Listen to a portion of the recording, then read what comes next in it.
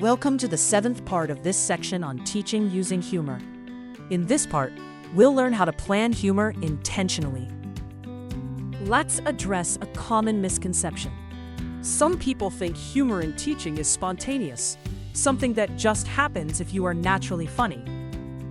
The real effective humor in the classroom is not only about personality, it's mostly about planning.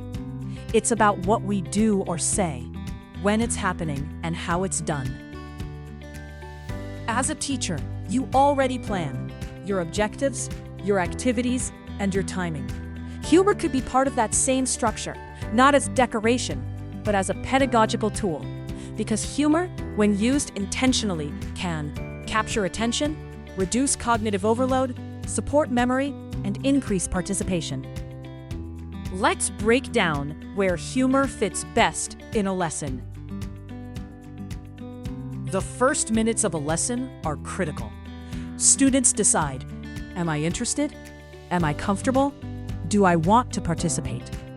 Humor can immediately lower tension. Example, instead of, today we will study prepositions, try, today we will discover why English prepositions make no sense and why. Take a pause. Give your students enough time to react. When you do this, it creates curiosity, engagement, and a mental frame for the content, which helps the students connect with the class. When we use humor from the start, it will activate attention, signals a safe environment for all your students, and encourages early participation. When used wisely, well-planned, and with respect, it enhances the rapport between you and your students, but also within the whole classroom. We can also use humor in moments of transitions to reactivate the attention. Attention naturally drops after 15 to 20 minutes.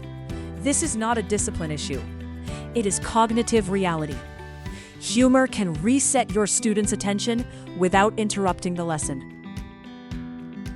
For example, you can say something like, before we continue, let's check if our brains are still functioning. Then, take a small pause. Students will smile. Their energy resets. You are not changing the content. You are refreshing the attention system of your students. We can also use humor during explanations, where it will reduce the cognitive load. Some grammar or vocabulary explanations are inherently complex to our students. But when we use humor, it can simplify them by making them memorable. For example, if you introducing irregular verbs like this verb doesn't follow rules, it's rebellious. Help students remember that irregular verbs are unpredictable. During error correction, it reduces fear. Error correction is a high-risk moment emotionally. Students may feel exposed. Humor softens correction. For example, if a student says, she go to school yesterday, the teacher can answer, the verb forgot to go to the past. Students will laugh. Correction happens without embarrassment. Finally, at the end of a lesson, humor helps reinforce the learned concepts. For a lesson that is complicated, and you expect students to make a fair amount of mistakes, you can make up a section about the funniest mistake of the lesson and make it like a contest. Students remember it because it is shared, emotional, and meaningful. And if you introduce it before the topic, you'll let the students know that it is complicated and you expect them to make those mistakes, which will encourage participation without fear of being judged for their mistakes. Here is a simple planning model. When preparing a lesson, ask, where might students lose attention? Where might they feel confused? Where might they feel anxious? Then decide, where can humor clarify, support, or re-engage? Let's look at a couple of things that often go wrong. Overusing humor. Too much humor reduces focus, creates distractions, and weakens the structure of your lesson. Balance is essential. Forcing humor. If humor feels unnatural, students notice. It becomes uncomfortable. Authenticity matters. Using humor without purpose.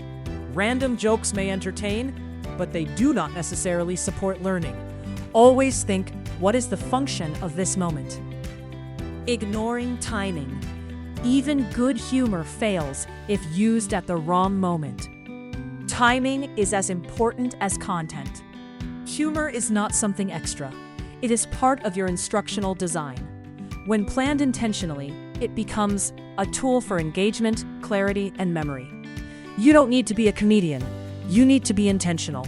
In the next part of this MOOC, we'll take a look at student-generated humor. The Optimo project has been co-funded by the European Union.